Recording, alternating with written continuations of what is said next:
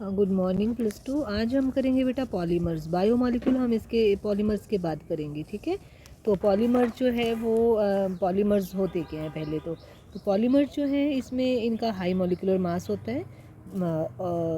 High molecular mass substances होती हैं और जो contain large number of repeating structure unit derived from the simple molecule. मतलब कि ऐसे ऐसे मॉलिक्यूल जिनका मॉलिक्यूलर मास बहुत हाई होता है बट वो they are derived from the they are made up of small repeating structural unit, उनको हम पॉलीमर्स बोलते हैं। फॉर एग्जांपल जो स्मॉल रिपीटिंग यूनिट्स होती हैं ऑफ सिंपल मॉलिक्यूल्स उनको हम मोनोमर्स बोलते हैं। और जो प्रोसेस है that convert the simple molecule monomer into the polymer are known as a polymerization. और पॉलीमर्स जो हैं इनका हमारी डेली लाइफ में इतना हावी हो चुके हैं कि हमारे पास आप बॉल पेन यूज़ करते हो, आप ब्लैंकेट यूज़ करते हो, स्वेटर्स पहनते हो, all are made up of polymers. चाहे वो उसमें प्लास्टिक हो सकता है, सिंथेटिक फाइबर हो सकता है, सिंथेटिक रबर हो सकता है, each and everything, childrens toy, packing bags, automobile, tyres, gears, seals, electrical sockets, everything, each and everything which were earlier were made up of wood or either of wood or your metals, but now they all are replaced with these polymers। तो polymers जो हैं वो जैसे एक example ले लेती हूँ मैं। जैसे सपोज आपके पास ये है, ये this is your ethylene. Hopefully आपको इसका फॉर्मूला तो आता होगा इथाइलिन का और इथीन भी इसको बोलेंगे। ये मोनोमर है, ये एन लगाया, इसका मतलब है कि ये आपके पास नंबर ऑफ जो मोनोमर है ये मोनोमर है, मोनोमर। तो नंबर ऑफ मोनोमर जो है इसमें एन नंबर, एन नंबर मतलब बहुत ज़्यादा। कैसी है? एन नंबर मतलब बहुत ज़्यादा, कम नहीं जिसके, है ना। तो उसको हमें ये मोनोमर्स एन बोलते हैं। तो एन जब दिख जाए और यहाँ पे पॉलीमराइजेशन लिखा होगा, कुछ रिएक्शन कंडीशंस लिखी होंगी, तो ये पॉलीमराइजेशन। तो क्या करना है आपने, जैसे ये 2 कार्बन है तो बनता कैसे है पहले मैं ये बताती हूँ, उसके बाद फिर आप जो है वो इसमें मैं बताऊँगी। जैसे 2 मॉलिक्यूल ऑफ इथाइलिन जो है आपस में ऐड होने हैं, CH2 डबल बॉन्ड CH2, ठीक है। क्या होगा इन दोनों के बीच में? क्या होगा? कोई बॉन्ड बनेगा। तो कैसे बनेगा? ये इसके बीच में बॉन्ड बनेगा, है ना। ये बॉन्ड इधर आ गया, ये अगली में बनाएगा तो बनेगा क्या? ये CH2, यहाँ पे सिंगल बॉन्ड CH2, इसने क्या किया? अगली के साथ बॉन्ड बना लिया ऐसे। और इसने क्या होगा? इसके साथ और अगले से आएगा तो उसको ऐसे बॉन्ड करना है और इसको ऐसे। तो इस तरह से ये दिस इथाइलिन मॉलिक्यूल जो हैं वो keep they are kept becoming long chain of number of ethylene molecules, so many number of ethylene molecule। तो इस तरह से ऐड करना है आपने, ठीक है। तो अब मैं इसको बताऊंगी यहाँ पे भी इसको ऐसे करना है, कैसे यहाँ कैसे करना है। जैसे डबल बॉन्ड है, डबल बॉन्ड नहीं लिखना, कार्बन कार्बन को लिख दिया, डबल बॉन्ड को नहीं लिखना है। क्या करना है? 2 हाइड्रोजन है, 2 हाइड्रोजन को भी लिख दिया, 2 हाइड्रोजन इधर भी लिख दी। अब क्या करना है? इस हाइड्रोजन इस कार्बन से इधर को भी बॉन्ड लगा देना है, सिंगल, इधर को भी। तो देखना हर कार्बन के 4 बॉन्ड हो गए और इसको ऐसे डंडा लगाना है और यहाँ पे लगानी है एन लिखना है। ये बन गया पॉलीमर और इसका पॉलीमर का नाम है, ये पॉलीमर बना बेटा। क्या बना? ये पॉलीमर। और इसका नाम है पॉलीथीन। जो आप बोलते हो ना पॉलीथीन लेते हो आप लोग, वो पॉलीथीन है ये, ठीक है। वो इससे बना होता है, इथीन से बना होता है। तो पॉली मतलब इथीन का पॉली बन गया। अब सबसे पहले हम जो है वो इसमें हमारे पास पॉलीमर जो कैसे कैसे होते हैं। तो पॉलीमर हमारे पास होमो पॉलीमर होते हैं, होमो पॉलीमर्स होते हैं। क्या होते हैं? होमो पॉलीमर्स, ओके। तो होमो पॉलीमर जो है वो और एक होते हैं हमारे पास पॉलीमर्स बहुत ही इजी एंड स्मॉल चैप्टर है ये। जिसको कुछ नहीं आता वो इसमें कर लो तो 2-3 नंबर यहाँ से बन जाते हैं।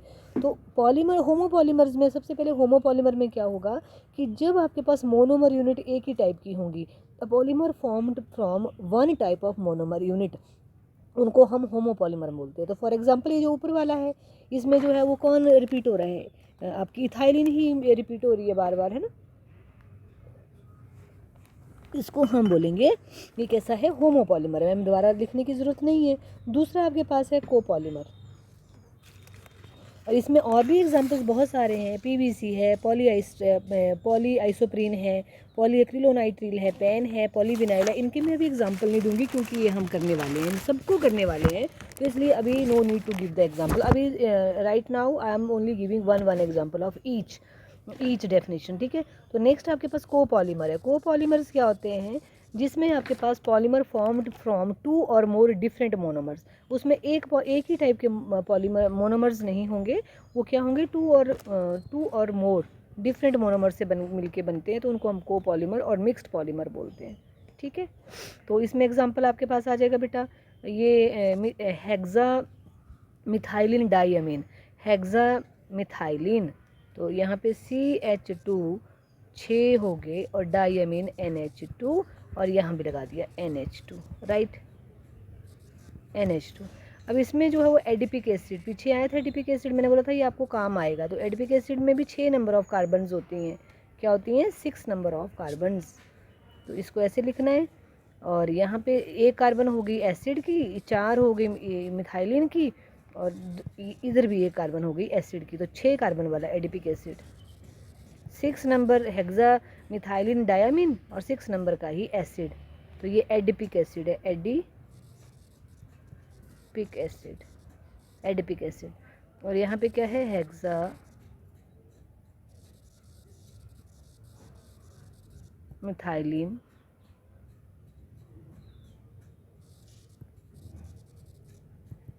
डायमीन, ठीक है। ये दोनों मोनोमर्स हैं और डिफरेंट हैं, और ये दोनों मोनोमर आपस में कंबाइन करके जो है वो कैसे कंबाइन करेंगे, यहाँ से बेटा एक वाटर मॉलिक्यूल निकल जाएगा, यहाँ से ये नाइट्रोजन को मैं ऐसे लिख देती हूँ,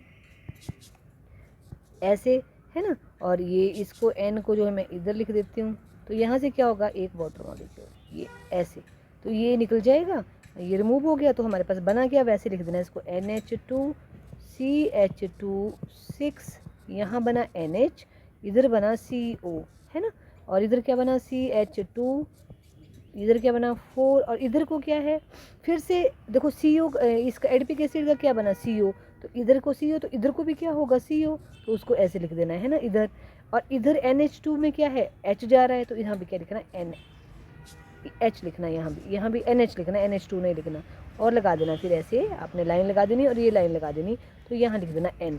तो इसका मतलब ये बना आपके पास, इसका बहुत इंपॉर्टेंट है ये नाइलॉन 6 नाइलॉन 6 है, ये 6 क्यों है, क्योंकि 6 नंबर ऑफ एडिपिक एसिड था, 6 नंबर ऑफ हेक्सामिथाइलिन अमीन थी, तो इसलिए इसका नाम नाइलॉन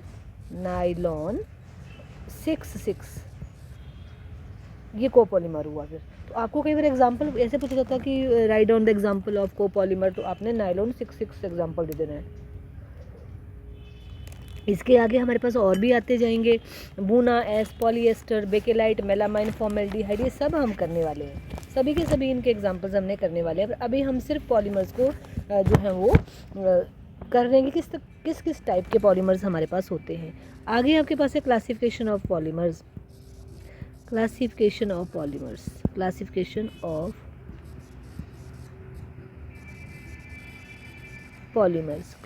ऑफ पॉलीमर्स जो है, नंबर 1 क्लासिफिकेशन है based on source of availability,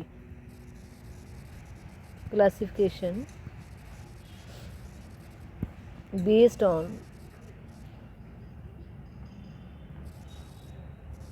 on source of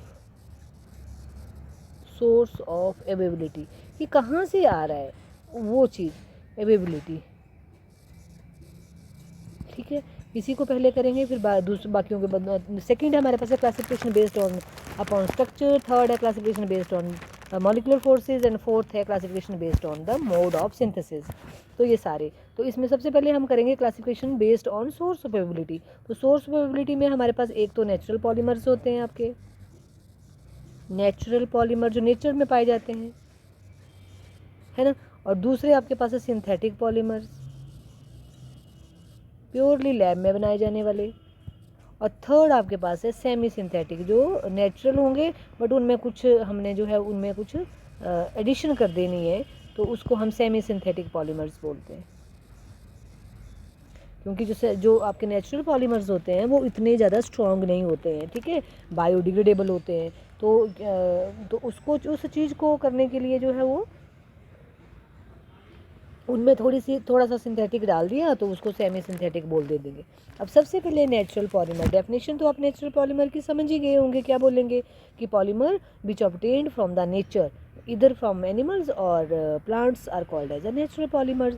इसमें आपके पास जो है स्टार्च बायोमॉलिक्यूल करेंगे, वहाँ पे हम स्टार्च के बारे में पढ़ेंगे, ठीक है। उसमें जो मोनोमर यूनिट पूछी जा सकती है तो उसमें alpha D glucose, alpha D glucose उसकी मोनोमर यूनिट होती है।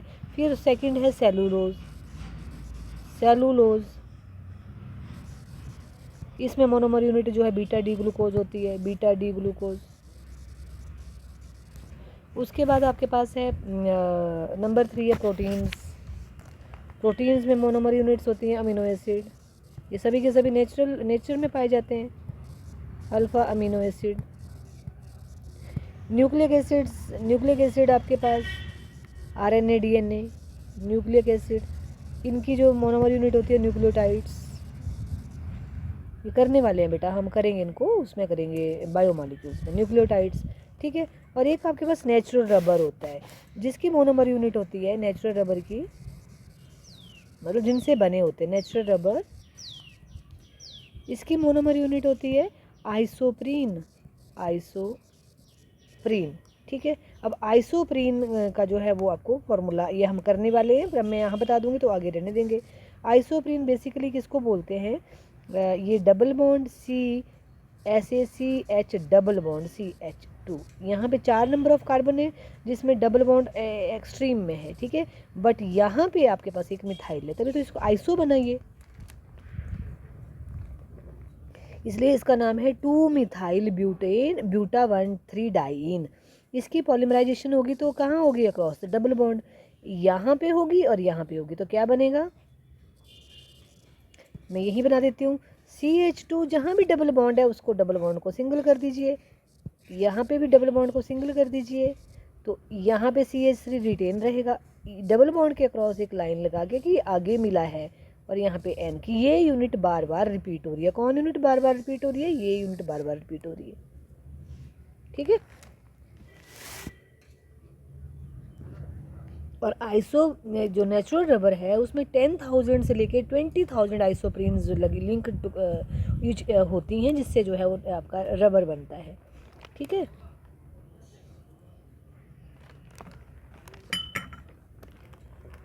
उसके बाद हमारे पास आ गया सिंथेटिक पॉलीमर्स। सिंथेटिक पॉलीमर जो मैन मेड है, polymer which are prepared in laboratory are called as a synthetic polymer, और मैन मेड बोल सकते हो आप, तो मैन मेड पॉलीमर्स और known as a synthetic polymers, okay.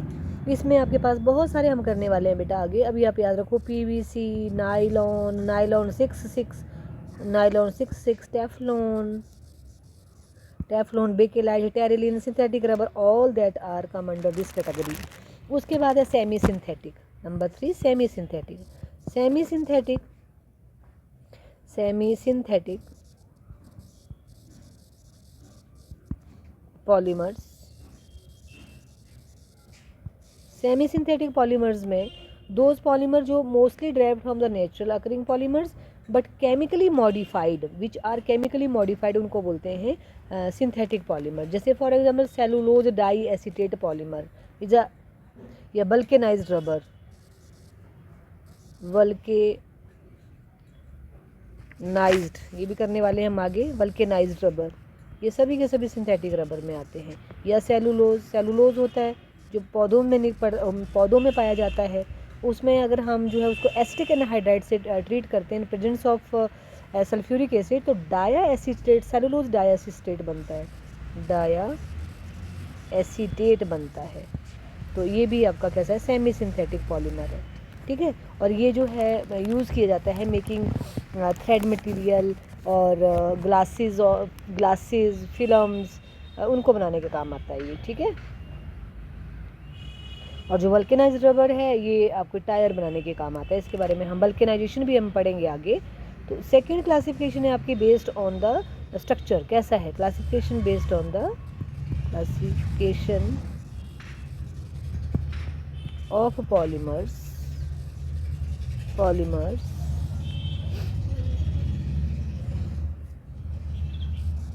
On the basis of structure.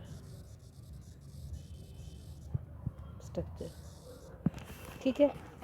अब इसमें आपके पास जो एक लीनियर चेन पॉलीमर बोलते हैं, linear chain polymer, linear polymer या लीनियर चेन पॉलीमर। दूसरा आपके पास है ब्रांच्ड चेन, सीधा लग रहा है, ये पता है कि क्या होगा, ये ब्रांच्ड चेन पॉलीमर। थर्ड आपके पास है cross link polymer, cross linked polymer, है ना। तो लीनियर चेन में क्या है कि जब मोनोमर यूनिट्स हैं they link together to form long and linear chain. मतलब जैसे सपोज ये मोनोमर यूनिट है तो इस तरह से ये लॉन्ग चेन बनाएगी, लॉन्ग चेन ऐसे ऐसे ऐसे ऐसे ऐसे बना दो। तो ये जो मैंने स्फेरिकल बनाए ये आपकी कैसी है, मोनोमर यूनिट्स हैं। तो वो लॉन्ग चेन पॉलीमर्स जो है वो, इसका एग्जांपल कौन होगा, आपका पॉलीथीन। आपका पॉलीथीन आप इसका एग्जांपल ले सकते हो। फिर आपके पास हाई डेंसिटी पॉलीथीन, इसका पॉलीविनाइल क्लोराइड इसका एग्जांपल है, नाइलोन इसका एग्जांपल है, पॉलिएस्टर इसका एग्जांपल है, और पॉलीथीन हाई डेंसिटी पॉलीथीन इसका एग्जांपल है। उसके बाद आपके पास है नेक्स्ट है ब्रांच्ड पॉलीमर। सेकंड कौन सी है, ब्रांच्ड पॉलीमर। इसमें क्या होगा कि जो मोनोमर यूनिट्स जो हैं वो आपस में join together form long chain along with the side chain और ब्रांचेज ऑफ डिफरेंट लेंथ्स। मतलब कि जैसे आपके पास ये थी लॉन्ग चेन तो बनेगी monomer units they are combined to form a long chain as well as the branching भी बना देंगे। तो उनको हम जो है वो क्या बोलेंगे, ब्रांच्ड चेन पॉलीमर्स बोल देंगे। ठीक है। और इसमें एग्जांपल आपके पास है लो डेंसिटी पॉलीथीन। ये आगे पढ़ेंगे हम, लो डेंसिटी पॉलीथीन क्या होते हैं। लो डेंसिटी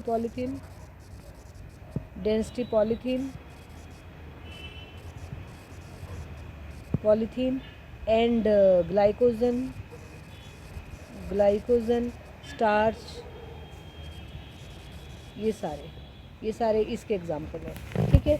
आगे है थर्ड है आपके पास क्रॉस लिंक्ड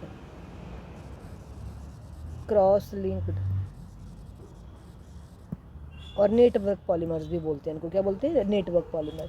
इसमें क्या है, जो they are polymer in which monomer units are cross linked together to form three dimensional network. मतलब monomer units when they monomer units then they link together in three dimensionally with each other, तो उसको हम cross link बोल देंगे। ठीक है। क्या बोल देंगे, क्रॉस लिंक। चारों तरफ, ऊपर नीचे दाएं बाएं सब तरफ अगर वो लिंक करती हैं तो उनको हम क्या बोल देंगे, क्रॉस लिंक्ड पॉलीमर। और इसका बेस्ट एग्जांपल है बेकिलाइट, मेलामाइन इसका एग्जांपल है, फॉर्मेल्डिहाइड रेजिन। ये हम इनके बारे में, इनके स्ट्रक्चर सब हम पढ़ेंगे। तो आपको ये पता होना चाहिए कि फॉर्मेल्डिहाइड जो कौन सी टाइप का है, उस वक्त वहाँ भी पता लग जाएगा क्योंकि उसमें काफ़ी लिंकेज जो है वो ऊपर नीचे हम लिंकेज करेंगे। ठीक है। थर्ड है आपके पास classification of polymer based on the molecular forces, based on the molecular forces. किस तरह की मॉलिक्यूलर फोर्सेस उनमें जो है वो फोर्सेस जो है वो उनमें लगती हैं, तो होती हैं, पाई जाती हैं, तो उसको हम बोलेंगे उस बेस पे हम जो है थर्ड टाइप में हम इसको जो है क्लासीफाई कर सकते हैं। इसमें आपके पास फर्दर इसकी जो है वो जो पॉलीमर्स हैं इनको हमने फर्दर क्लासीफाई किया है on the basis of their forces. एक है आपके पास इलास्टोमर्स, दूसरा है आपके पास फाइबर। पेपर में एज इट इज़ पूछा जाता है बेटा, what are fibre, what are elastomers, है ना। Thermoplastic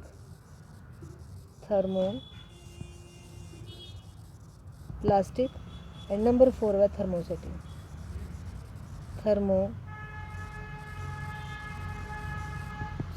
polymers.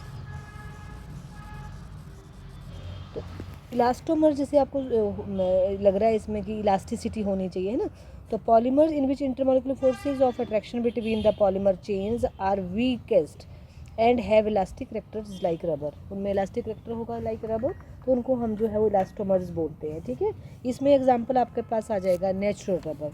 इलास्टोमर्स की डेफिनेशन बोल दी हमने, इसमें सिर्फ डेफिनेशन करनी है, एग्जांपल करना है। तो इसमें जो है वो इलास्टोमर्स आ जाएगा, आपका नेचुरल रबर आ जाएगा। और नेचुरल रबर को जो है हम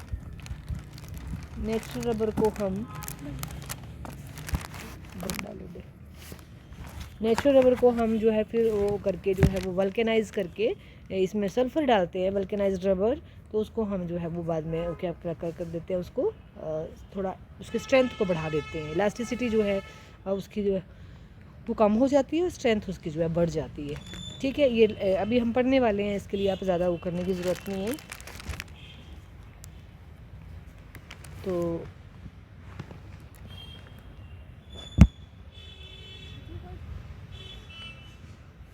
इसमें एग्जांपल है buna S, buna N, neoprene.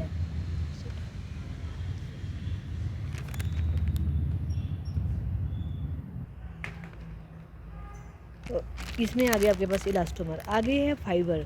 Fibre जो है these are the polymer having strong intermolecular forces between chains के बीच में स्ट्रॉन्ग इंटरमोलिकुलर फोर्सेस होंगी, हाइड्रोजन बॉन्ड होंगे, डाइपोल डाइपोल इंट्रैक्शंस होगी।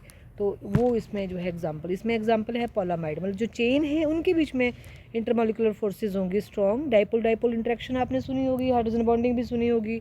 तो इसमें जो एग्जांपल है आपके पास नाइलॉन, फाइबर का एग्जांपल कौन हो जाएगा, नाइलॉन। तो ये सारी थ्योरी है बेटा, नाइलॉन इसका एग्जांपल है। ठीक है, उसके बाद नाइलॉन 6 भी आप बोल सकते हो, सारे नाइलॉन आगे पढ़ेंगे हम, वो सब नाइलॉन 6 है, नाइलॉन 6 है, टेरिलीन है, सिल्क है, ये सभी फाइबर के, जिसमें टेरिलीन से भी हम कपड़े बनते हैं, सिल्क से भी कपड़े बनते हैं, ये सारे। थर्ड आपके पास है थर्मोसेटिंग प्लास्टिक। इसमें जो पॉलीमर जो हैं जो जिनको जो है which can be easily soften repeatedly by heated and harden when cooled with the little change in their properties. मतलब क्या कि जब इसको हम गर्म करेंगे तो ये सॉफ्ट हो जाता है, और अगर हम उसको ठंडा करेंगे तो फिर से जो है वो हार्डन्ड हो जाता है, और थोड़ी सी प्रॉपर्टीज़ में चेंज होती है। तो इसमें आपके पास जो है पॉलीथीन, पॉलीस्टाइरीन और पॉलीविनाइल क्लोराइड, टेफ्लॉन, ये सब इसके एग्जांपल हैं। आगे आपके पास है अगला थर्मोसेटिंग पॉलीमर। थर्मोप्लास्टिक में इजीली सॉफ्टन की जाते हैं, थर्मोसेटिंग में जो है वो परमानेंट। अगर these polymer which undergo permanent change on heating, उनको हम थर्मोसेटिंग पॉलीमर्स बोलते हैं। क्या होता है ऑन हीटिंग, जो इनमें जो है वो they undergo extensive cross link between the different polymer chain, उनके बीच में जो क्रॉस लिंकिंग जो है काफ़ी ज़्यादा हो जाती है इन 3 डायमेंशनल नेटवर्क सॉलिड्स में, और जिसकी वजह से जो है क्वाइट हार्डन्ड हो जाता है, इनफ्यूजिबल हो जाता है, और इसलिए इसको जो है वो it can not be reused, इसको रीयूज नहीं किया जाता।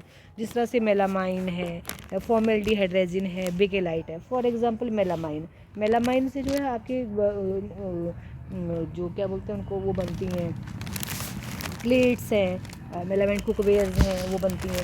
तो क्या उनको वापस जो है वो उसमें ले जाते हैं, एक बार बना दिया उसके बाद वो वापस नहीं आता है। तो इसके मेलामाइन का भी हम एग्जांपल करने वाले हैं आगे, मतलब इनकी पूरा स्ट्रक्चर्स करेंगे बेटा। ठीक है ना। तो इस तरह से हमारे पास ये पॉलीमर्स की डेफिनेशन, ये मतलब थर्ड टाइप ऑफ पॉलीमर की क्लासिफिकेशन आ गई। अगली है classification of polymers on the basis of mode of synthesis, किस मोड में वो बनती हैं, mode of synthesis.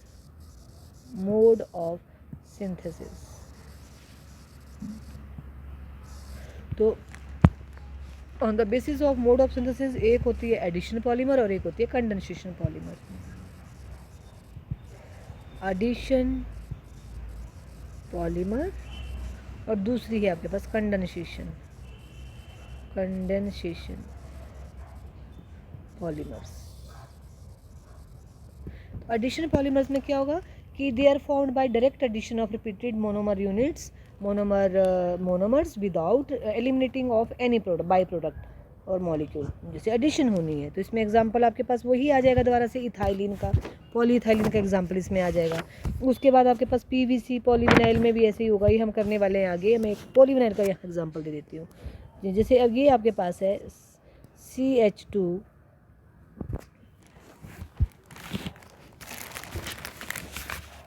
With polyvinyl, मतलब ये है विनाइल क्लोराइड बेटा, ये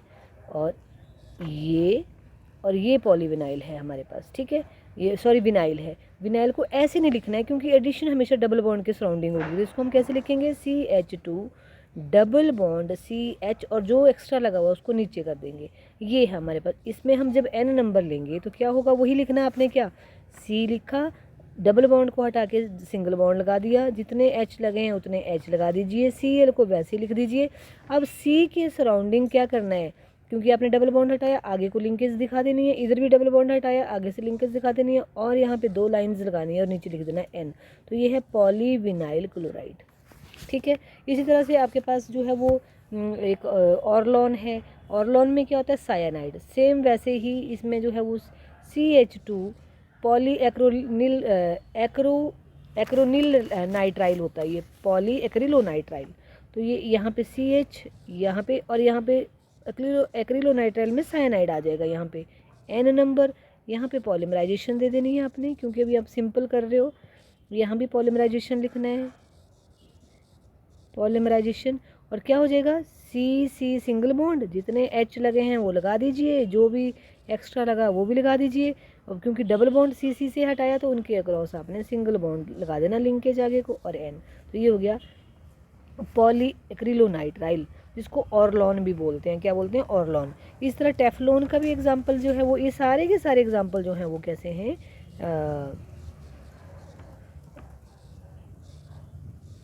एडिशन पॉलीमर्स के, जिसमें कुछ नहीं निकला, बस ऐड ही हो जा रहा है, ऐड ही हो रहा है, कोई बाय प्रोडक्ट उसमें एलिमिनेट नहीं हुआ। यहाँ पे क्या होगा, CF2 वैसे लिख देना है, सिंगल बॉन्ड CF2, पहले भी किया है शायद, नहीं ये +1 में किया है, तो ये ऐसे, और यहाँ N लगा देना है। ये इस तरह से हमारे पास जो है, ये आपके पास कौन से आगे एडिशन प्रोडक्ट है ना। अब कंडेंसेशन पॉलीमर्स में, कंडेंसेशन पॉलीमराइजेशन में क्या होता है कि उसमें क्या होता है, the polymer formed by condensation of 2 और more than 2 monomers with elimination of simple molecule like water, ammonia, hydrogen chloride, alcohol etc. उनको हम कंडेंसेशन पॉलीमर बोलते हैं। तो इसका एग्जांपल आपके पास नाइलॉन 6 में मैंने जो दिया था, उसमें मैंने वाटर मॉलिक्यूल निकाला था, तो उसको हम कंडेंसेशन पॉलीमर्स बोलते हैं। तो ये आपके पास आ गया, ठीक है। वहाँ पे हमने इसको कोपॉलीमर भी बोला ना, क्योंकि 2 कोपॉलीमर मतलब मिक्स्ड पॉलीमर, वहाँ भी इसका एग्जांपल आ गया, और एक आपका कंडेंसेशन में भी आ गया। तो ये आपके पास इस तरह से आपने जो है इनका करना है। उसके बाद हमारे पास बेटा नेक्स्ट है आपके पास मैकेनिज़्म, जो है हम नहीं करेंगे, मैकेनिज़्म नहीं आता है पेपर में, किसी को करना होगा तो कर लेंगे। आगे आपके पास अब जितने हमने टाइप्स ऑफ पॉलीमर्स पढ़ लिए, अब इनमें से हमने एक एक की preparation, some important addition of polymers, और एक एक की, और उनके एक एक 2 यूजेस, क्योंकि पेपर में आपको या तो आपको वैसे आ जाएगा कि आपको ये बताओ कोपॉलीमर क्या होता है, कंडेंसेशन पॉलीमर क्या होता है, तो ऐसे पूछा जाएगा, या आपसे ऐसे पूछा जाएगा कि आप ये बताइए कि क्या नाम लेते हैं उसको, आपको बोला जाएगा कि बताओ लो डेंसिटी पॉलीथीन क्या होता है, उसके क्या यूजेस है वो, ठीक है। तो हम सबसे पहले ये पॉलीथीन क्या होता है तो वो हम करेंगे। तो पॉलीइथीन भी बोलते हैं और पॉलीइथाइलिन भी बोलते हैं। तो पॉलीथीन, तो पॉलीथीन हमारे पास 2 तरह के होते हैं बेटा, एक होते हैं लो डेंसिटी, जो मैंने पीछे बात की थी, लो डेंसिटी पॉलीथीन, और दूसरे होते हैं हाई डेंसिटी पॉलीथीन, HDP। तो इनको ऐसे ही याद कर लो। तो लो डेंसिटी पॉलीथीन में जो है, ये इनको जो मैन्युफैक्चर किया जाता है वही CH2 डबल बॉन्ड CH2 आपको यही लेनी है, इथाइलिन ही लेनी है।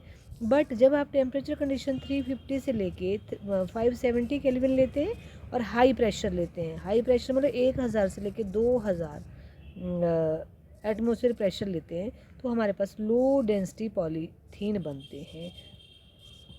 बनना वैसे ही है, डबल बॉन्ड के क्रॉस आपने सिंगल बॉन्ड लगाना है, और एक एक बॉन्ड आगे को कर देना है, और उसको N लगा देना है साथ में, ठीक है। तो ये ऐसे करके, तो ये आपके पास है पॉलीथीन, नाम है इसका पॉलीथीन, बट कैसा है, लो डेंसिटी। अगर ये रिएक्शन कंडीशंस है तो लो डेंसिटी। अब इसमें जो है वो लो डेंसिटी में होता क्या है, ये तो ये लो डेंसिटी वाले हमने बोला ब्रांचिंग पॉलीथीन होते हैं, जो पहले पढ़ लिया हमने, ठीक है।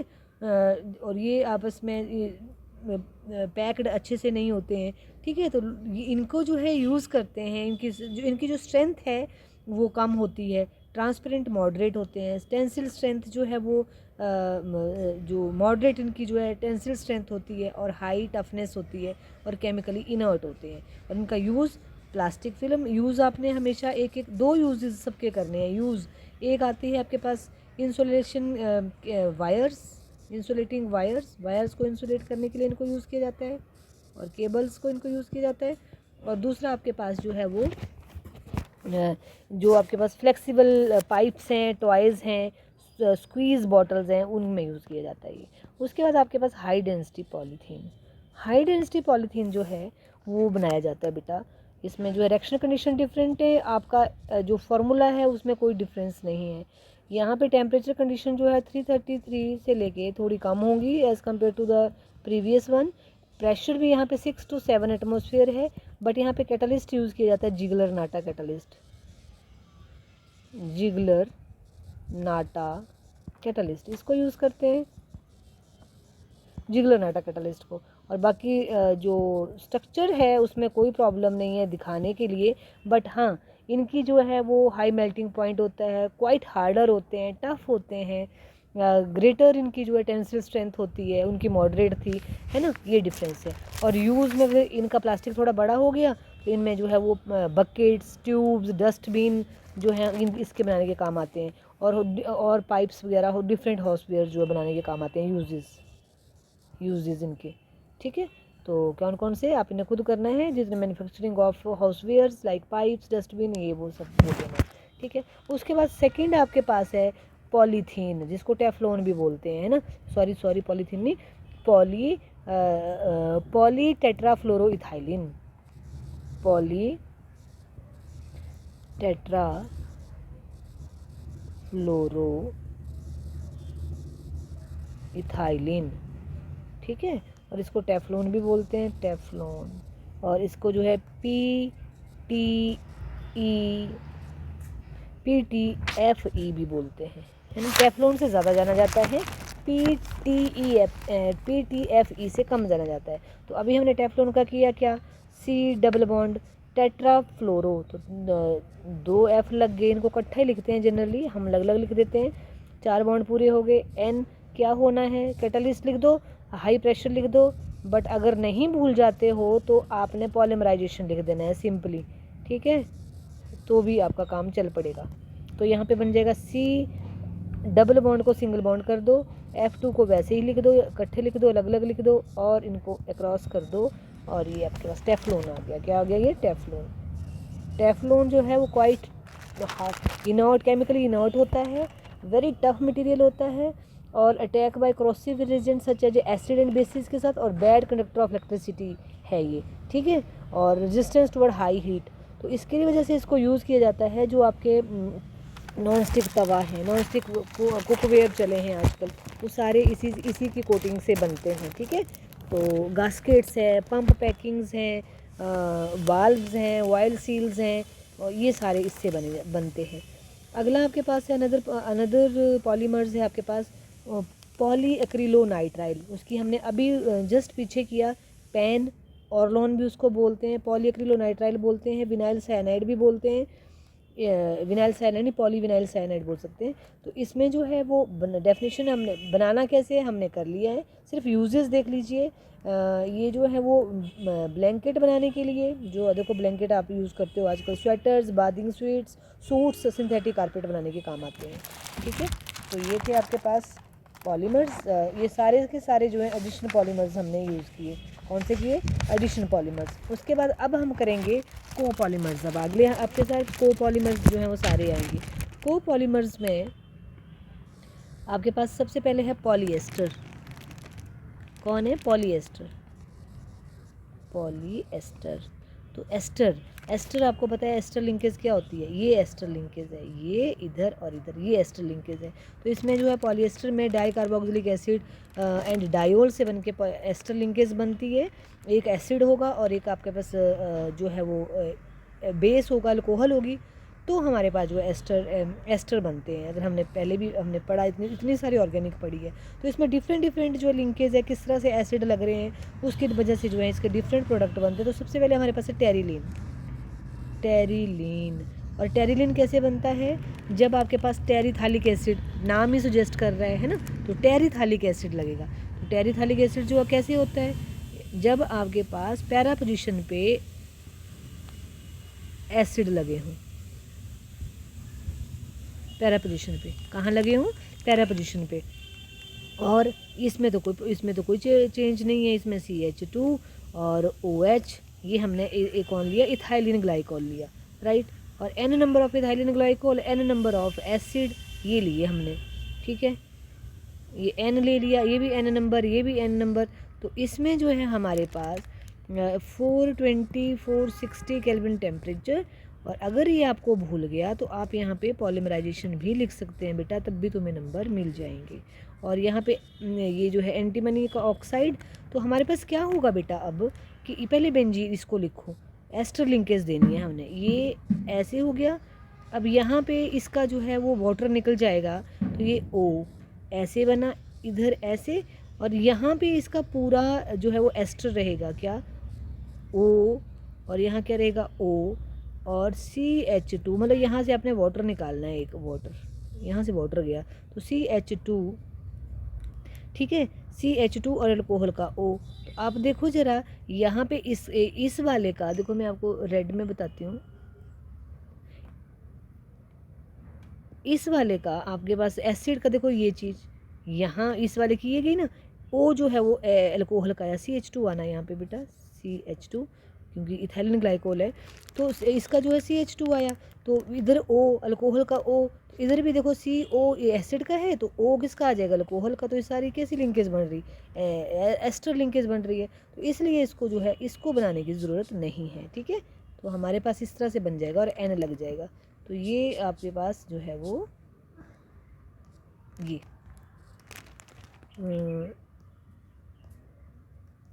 और इसका नाम है टेरिलीन, डेक्रोन भी बोलते हैं इसको, क्या बोलते हैं, टेरिलीन और डेक्रोन, टेरिलीन और डेक्रोन, डेक्रोन बोलते हैं इसको, ठीक है। और ये जो है हाईली क्रीज रेजिस्टेंस है, मतलब इसमें जो है वो सिलवटें नहीं पड़ती है, ड्यूरेबल है।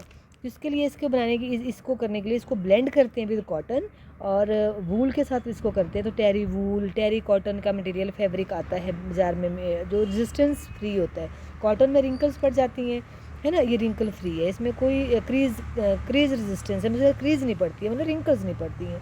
तो उसके बाद आपके पास मैग्नेटिक रिकॉर्डर टेप बनाने के काम आता है, और जो glass reinforcing material in safety helmets में यूज़ होता है। तो ये तो टेरिलीन आ गया। इसी तरह आप अगर जो आपका थालिक एसिड है, वो अगर आप थालिक एसिड लेते हैं, नॉर्मल थालिक एसिड लेते हैं, यहाँ तो टेरी थालिक लिया, अब यहाँ पे नॉर्मल, तो हमारे पास जो है वो ग्लिप्टल बनता है। तो हमारा सेकेंड जो को पॉलीमर है दैट इज़ योर ग्लिप्टल। क्या हो गया,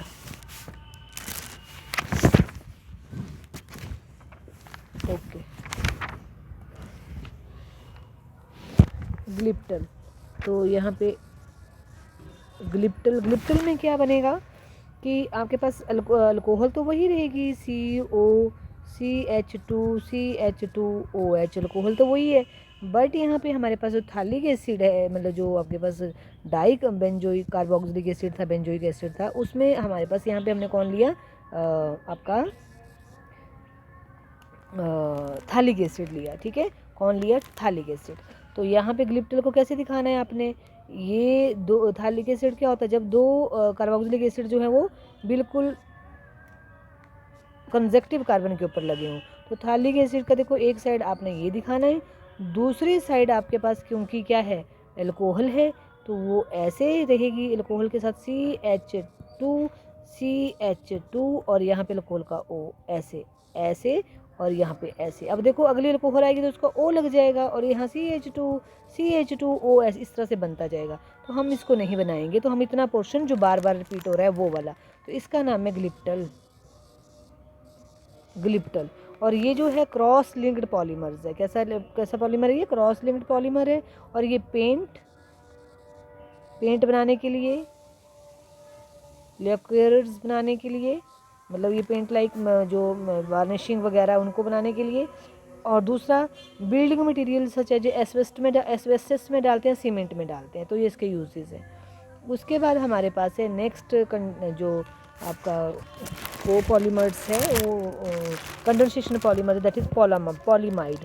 पॉलीएमाइड में पॉलीमाइड लिंकेज होगी, पॉलीएमाइड्स में पॉलीमाइड लिंकेज। अमाइड लिंकेज क्या होती है, CONH, ये होती है अमाइड लिंकेज, ये बनेगी।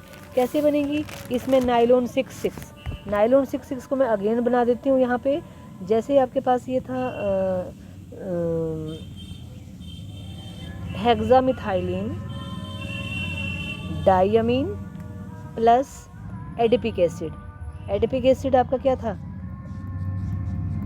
O 6 नंबर वाला डाई कार्बोक्सिलिक एसिड, तो ये बना एडिपिक एसिड। ठीक है, इसमें जो है 553 केल्विन टेम्परेचर, हाई प्रेशर, और ये पॉलीमराइजेशन, यहाँ पॉलीमराइजेशन लिख दिया। तो क्या होगा यहाँ से बेटा, मैंने पीछे भी बताया आपको कि यहाँ पे आपने ये H, यहाँ से वाटर लूज होगा।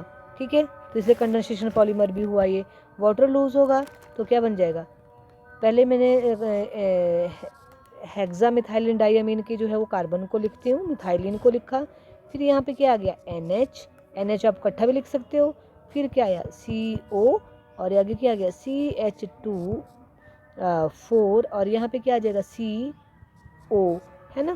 तो क्योंकि OH का जो है वो जो कार्बोक्सिलिक एसिड का O रहता है तो उतना ही बनाना है, बाकी आपका पास जो है वो NH जो है वो किसके आ जाएगा, दूसरे हेक्सामिथाइलिन डाइअमीन का आ जाएगा, है ना। तो यहाँ N लगा दिया, इधर आपने अभी मैंने N का क्या आता है H, तो H लगाना है, सिर्फ क्या लगाना है H, और ये ऐसे।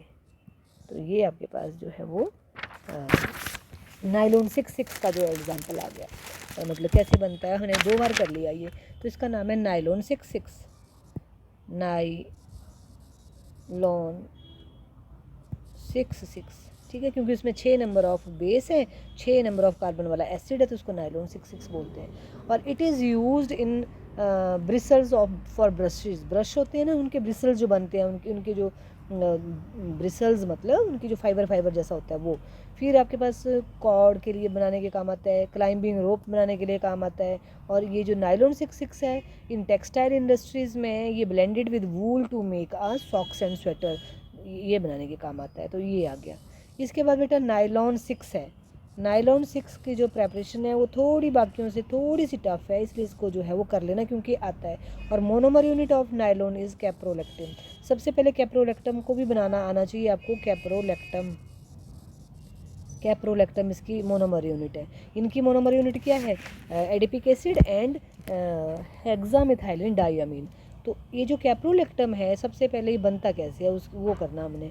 तो ये साइक्लोहेक्सेन से बनता है, साइक्लोहेक्सेन, उसकी ऑक्सीडेशन करेंगे, ऑक्सीडेशन, तो ये हेक्सानोन बन गया, साइक्लोहेक्सानोन, हेक्सानोन। और उसको जो है वो ट्रीट किया विद NH2OH, तो यहाँ से एक वाटर मॉलिक्यूल निकलेगा, माइनस वाटर मॉलिक्यूल निकला, इन दोनों में निकला, और ये बना आपके पास साइक्लो, ये ऑक्सिम बॉन्ड होता है NOH, तो साइक्लोहेक्सेन ऑक्सिम, क्या बना ये साइक्लोहेक्सेन ऑक्सिम, राइट। फिर इसको ट्रीट करेंगे हम, यहाँ से ये यहीं से करती हूँ मैं, ओहो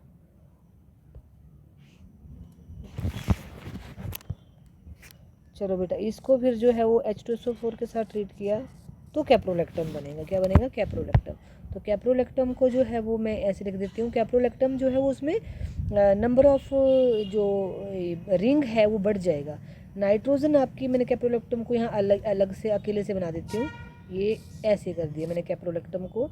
तो ये बनेगा, यहाँ पे N आ जाएगा और N के साथ H लगा, और ये ऐसे, यहाँ पे आपके पास O लगा, और फिर आपके पास ऐसे ऐसे ऐसे और यहाँ ऐसे। तो देखो 1 2 3 4 5 6, 1 2 3 4 5 6 7 मेंबर रिंग बना। ये कितने बना कैप्रोलेक्टम, 7 मेंबर कैप्रोलेक्टम। तो इसमें जो है थोड़ा सा कैप्रोलेक्टम को बनाना भी आपको आना चाहिए। और जब कैप्रोलेक्टम को जो है हमने हीट करा, on heating with traces of water give alpha amino caproic acid, क्या दिया इसने अल्फा अमीनो कैप्रोइक एसिड। तो कैप्रोलेक्टम को जब हीट किया, हीट विद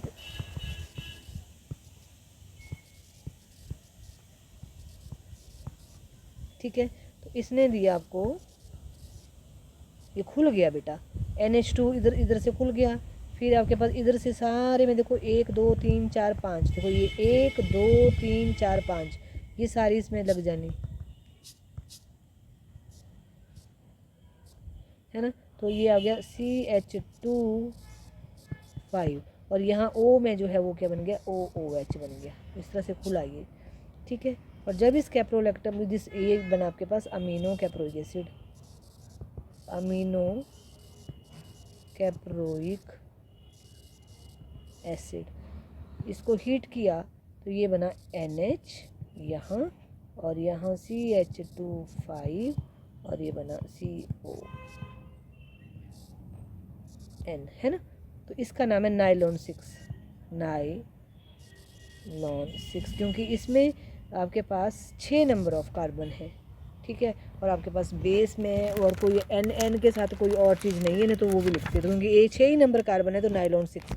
और it is used in tyre cords, fabrics बनाने के लिए और रोप्स बनाने के लिए, नायलॉन की सॉक्स बनती हैं वो बनाने के लिए यूज़ होता है ये, ठीक है। उसके बाद हमारे पास है फॉर्मेल्डिहाइड रेजिन्स। फॉर्मेल्डिहाइड रेजिन्स को हम नेक्स्ट वीडियो लेक्चर्स में करेंगे।